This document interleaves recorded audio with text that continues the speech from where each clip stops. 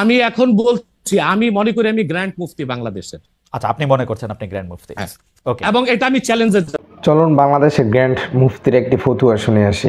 আল্লাহ বললেন যে আপনার উম্মতের মধ্যে কোনো ব্যক্তি যদি সারা জীবনও নামাজ না পড়ে, সে কাফের হবে না, গুনাহগার হবে, পানিশমেন্ট পাবে।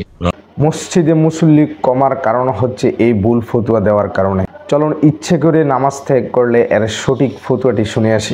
সাল্লাল্লাহু আলাইহি সাল্লাম বলেন, মান তারাকা সালাতা মুতাআম্মিদান ফাকাদ কাফারা। কেউ যদি ইচ্ছাকৃত সালাত ছেড়ে দেয় তাহলে সে কাফের হয়ে গেল।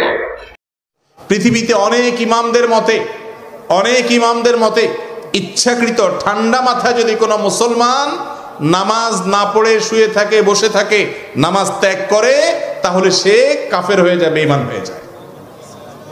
ইমাম আযম আবু হানিফা রাহিমাহুল্লাহ মত হলো, নামাজ না পড়ার পরও যদি তার ভিতরে অপরাধ বোধ থাকে যে আমি নামাজ না পড়ে কাজটা ভালো করতেছি না, তাহলে এই কারণে এর ঈমানটা আছে, একটু টিকে আছে।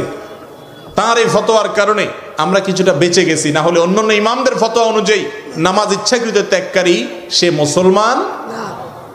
এই মাসআলা যদি আমরা জানতাম, বুঝতাম আর নিতাম, তাহলে সেক্ষেত্রে আমাদের সমাজে হয়তো বেনামাজি মুসলমান পাওয়া যেত